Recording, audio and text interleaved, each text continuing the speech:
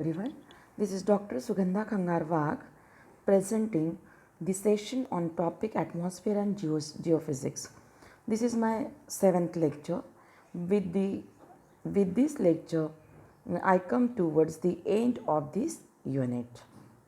Now, see here, this lecture is for BSc second year and semester 2.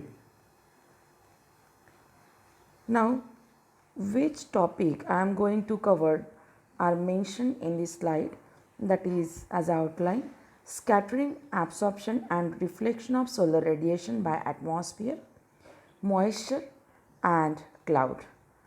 Before studying this point, we will first see what we have studied in previous lecture.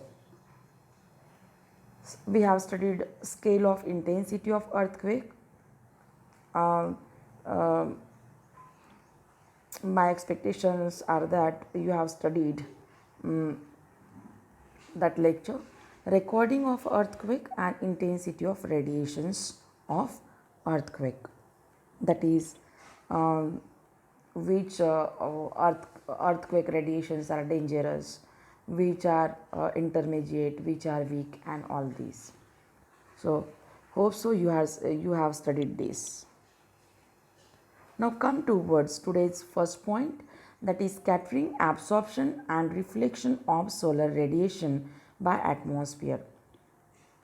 Solar radiation is virtually in the short wavelength range less than 4 micrometer, as diagram is given in fourth slide. See here, the solar radiation is virtually are the short wavelength range, and the short wavelength range means which is less than 4 micrometer. Most of the solar radiation contains ultraviolet, visible and long wave radiation. Other radiations are also present in small percentage. In solar radiations, the ultraviolet radiation varies from 0.15 to 0.4 micrometer. It will clear by using diagram, and the diagram is mentioned in fourth slide. The wavelength of visible light varies from 0.4 micrometer for violet light to 0.7 micrometer for red light. So you should see these ranges, and we will also discuss that ranges in the diagrammatically also. The long wave radiations vary from 0.7 to 4 micrometer. Solar radiation is first received at the top of the atmosphere, then passes through the atmosphere. As we have studied about the atmosphere, that is the part of the earth, in the part of the earth. So the solar radiation first received at the top of the atmosphere and then passed through the atmosphere. The gases in the atmosphere are transparent to intense solar radiation. The solar radiations, while passing through the atmosphere, are absorbed, reflected or scattered by the molecule, small solid particles such as dust and water vapor. See here about solar vapor. The solar radiations, while passing through the atmosphere, are absorbed, reflected or scattered by gas molecule, small solid particles such as dust and the water vapor. Now see this diagram, which is see the range 0.15 to 0.4 micrometer. See the ultraviolet region. This is the range. Then at 0.4 there is blue color visible region, we can say, and at 0.7 there is red wavelength, and after that means, see here, ultraviolet region means short wavelength region, that is 0.15 to 0.4 micrometer, there is the short wavelength region, and 0.4 to 0.7 we can say intermediate region, and after that there is the long wavelength region, and it may vary from 0.7 to 1.5 and above micrometer. See here, near infrared and far infrared are labeled. Now see this graph. This graph clears your doubt. For ultraviolet ray, so what is the range of wavelength? So that range is 0.15 micrometer to 4 micrometer. For visible, 0.4 micrometer to 0.7 micrometer, and for long 0.7 to 4 micrometer. So see here, this is from 0.15 to 0.4, that is the short wavelength range, and this is called as the ultraviolet region, as we have studied in previous diagram also, that is in colored diagram. After that, from 0.4 to 0.7 micrometer, see here, there is the visible region, that is from violet color to red color, that I mentioned in this band 0.4 to 0.7. And after that, there is the long wavelength range, that is from 0.7 micrometer to 4 micrometer. In previous graph there is mentioned, in previous diagram there is 1.5 mentioned, but 1.5 and above we can say up to 4 micrometer. This is very much easy diagram for your understanding. This also you can compare these ranges with this diagram and that color diagram also. Now what is scattering? See here, this point I have written in this slide point to point. The process of dispersing the radiation in all direction. The process of dispersing the radiation in all direction due to the presence of small particle and gas molecule is known as scattering. Now see the definition, it is very much easy. What is it? Is the process of dispersion, we can say. What we have to disperse? So it is the process of dispersions of radiations along all directions or in all directions due to the presence of. Now how these directions disperse in all direction? The radiation dispersed in all direction, it is due to the presence of small particle and gas molecule present in the atmosphere is known as scattering. The result of scattering is that shaded area of room illuminates where the direct sun cannot be reached. The direction and amount of scatter of isolation depends on the size of the particle. Intensity of scattered radiation is inversely proportional to the fourth power of the wavelength of incident radiation. Now see this point one by one, that points are very much important. Particles which are much smaller than the wavelength of light produces scattering of sunlight. Particles which comparatively larger than the wavelength of light do not scatter, but they absorb and reflect the radiations. It means the shorter wavelengths scatter more than the longer wavelength.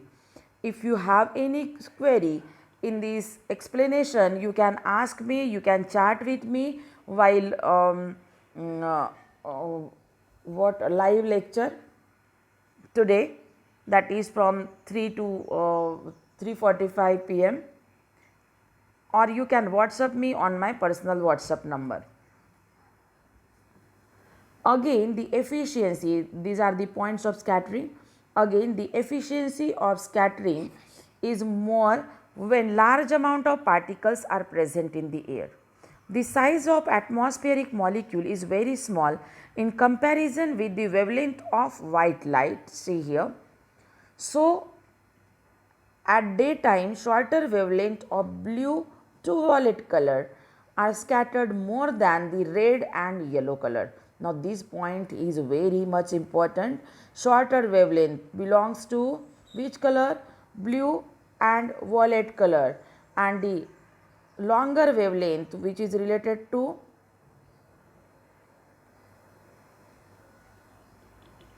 red and yellow color. Now come towards the absorption process. What is absorption? Definition is given here. It is the process in which part of incident radiation is retained and converted into other form of energy is called as heat. See here, absorption means what? As we can say very frequently, absorb, that light gets absorbed, that liquid gets absorbed. Absorb means pull inside, we can say. So it is the process in which part of incident radiation is retained and converted into other form of energy such as heat. जैसे कि पानी को absorb कर लिया means पानी P लिया means पानी को अंदर खींचा, that is called as absorption. As solar radiation passes through atmosphere, gamma rays and X-rays are completely absorbed by ionosphere. What is ionosphere? We have studied earlier. Small amount of ultraviolet radiations are also absorbed by ionosphere. Remaining amount ultraviolet radiations are completely absorbed by ozone layer in stratosphere. As you have already studied before 2 or 3 lectures, you have already studied about the concept of ionosphere, then the stratosphere and all. So you will see this, and if you do not understood this, you can message me, you can call me for to clear your doubts. Infrared radiation which is emitted by earth is largely absorbed by carbon dioxide and water vapor present in the lower atmosphere. Now come towards the reflection property. When a part of incident radiation on striking a body turns into same area, reflection occurred. ये क्या है? जब incident radiation का some part एक body के ऊपर incident होता है तो वही डायरेक्शन में मीन्स वही मीडियम में वो वापस भी जाता है, वो रे वापस भी जाता है. That is when part of incident radiation on striking a body turns into the same media known as reflection, or there is reflection occurred. Clouds are the most important reflectors. Now see, what is the example of reflector? Clouds that form in the sky are the most important reflectors. Their reflectivity depends on its thickness. On the earth's surface, reflection depends on the type of the surface and angle of solar radiation to the surface. Now see, on the earth's surface reflection किसके ऊपर depend होता है? Reflection depends on the type of the surface earth surface and the angle of solar radiation to the surface. Snow and dry sand are very good reflectors. Now these are the examples: cloud, then snow and dry sand are the good reflectors, while reflectivity from water surface depends upon the angle of solar radiation to the water surface. Now come towards the moisture. Water is only the substance that exists in all the 3 states, that is the solid, liquid and vapor state, gaseous state. While studying the role of water in meteorological process, it is important to know about the amount of water present out of its 3 states. In the given air parcel contains some amount of water vapor. Water vapor decreases with height. How water vapor decreases with height? With increasing height, the temperature also increases, and that's why water vapor decreases with height. temperature increases, and that's why water vapors decreases. Now moisture variable, how the moisture represents. It is in the form of vapor pressure. Water vapor pressure is the pressure exerted by water vapor molecule alone in a sample of air. It depends on the temperature as well as mass of water present. When water vapor mixes with the atmospheric gases, it exerts a pressure in all the directions similar to the other gases. This partial pressure is known as vapor pressure. So total atmospheric pressure is given by pressure of oxygen gas, oxygen molecule, plus pressure of nitrogen molecule, plus pressure of carbon dioxide, plus pressure of other gases, plus pressure of water H2O. Here P of H2O is known as vapor pressure, means all these gases are present in the air. So when we determine the vapor pressure formation occurs is due to the pressure of all the gases present in the air. Saturated water vapor. At the time of equilibrium, the number of molecules escaping evaporation, at the time of equilibrium, the number of molecules escaping, it means that the evaporation takes place from the liquid surface would equal to the number of vapor molecules recondensing to form a water molecule. The vapor pressure at this equilibrium stage is known as the saturation vapor pressure. Its value increases as temperature increases. At a given temperature, air holds only a particular amount of water vapor which is given by vapor pressure at that temperature. When air contains water vapor that it can hold to a maximum limit, it is called as saturated vapor pressure. Now mixing ratio. What is mixing ratio? It is the mass of water vapor per unit mass of dry air. It is the ratio of mass of water vapor and the mass of dry air. The saturation mixing ratio is maximum concentration of water vapor in a given mass of dry air. It depends on the temperature. Relative humidity. It is the ratio of actual amount of water vapor present in the given parcel of air to the amount that would be present at the time of saturation. See here relative humidity point. What is relative humidity? It is the ratio of actual amount of water vapor present in a given parcel of air to the amount that would be present at the time of saturation. So relative humidity, formula of relative humidity is given here, actual vapor pressure to the saturated vapor pressure. Now come towards dew point. It is that temperature at which parcel of air must be cooked to saturation. If air is cooled to reach saturation, if air is cooled to a dew point, condensation takes place. When cooling takes place on the solid surface such as on grass or roof car surface, that is the car top we can say. When cooking takes place, a solid surface such as on grass or roof car surface, that is car top surface, dew points form on the surface of the object. The air is cooled at dew point away from the surface of the earth. Condensation takes place as a cloud droplets. You should read it carefully. Now come towards cloud. What are the clouds? Clouds can be defined as the mass of small water droplets and ice particles suspending in the atmosphere. So what is cloud? The clouds can be defined as the small mass of small water droplets, or we can say ice particle suspending in the atmosphere.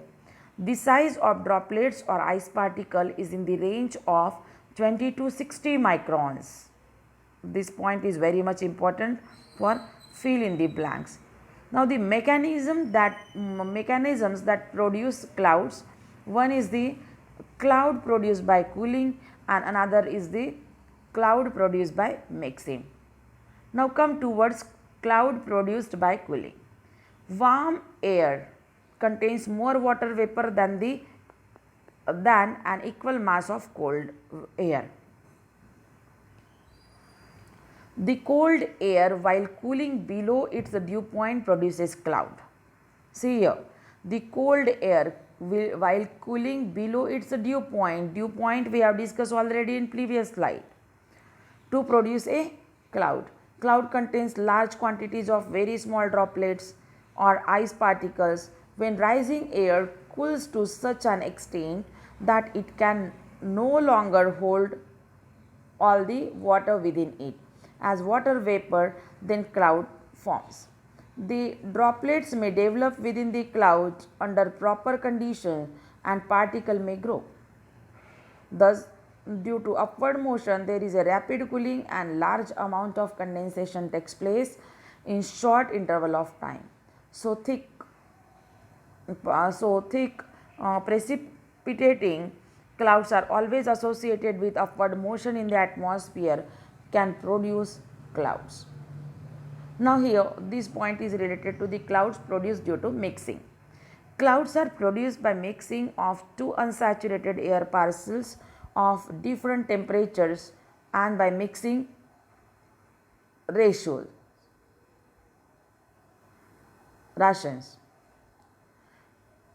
Cloud can be formed by mixing the original parcel with warmer, more humid air. This can happen in nature when cold air flows over warmer water. As the cold, dry air is mixed with moist, warm air immediately in contact with the water and cloud form. These clouds are called as the sea smoke or steam fog. When hot, extremely moist air mixed with the cooler environmental air, cloud is formed. See the example. Let first parcel of air A have a temperature of -8 degree. I highlighted all the points here, and mixing ratios of 1.5 gram per kg. When this air parcel A is mixed with another air parcel B of equal mass but having temperature of 8 degree and mixing ratio of 7.5 gram per kg. So, after mixing the two air parcels A and B, the temperature of the mixture would be 0. Now see here, for first parcel temperature is -8 degree centigrade and for second is 8 degree centigrade. When it mixes with each other, what happened? This temperature gets neutralized and it becomes 0 degree centigrade.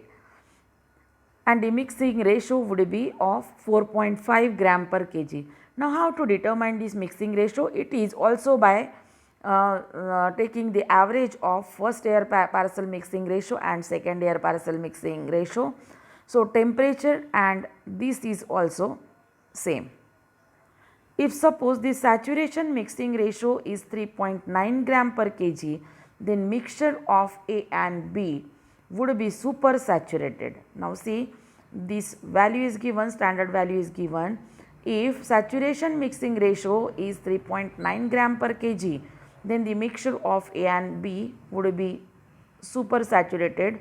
So water droplets form and a cloud is created due to mixing of two initially unsaturated air parcels. So in this way, we come towards the end of this session and also to the end of this unit. In next lecture, we will see the questions regarding to this unit. Make a separate copy to solve question and you will show all of you show me your copy by unmuting the video. Thank you so much. Stay home, stay safe.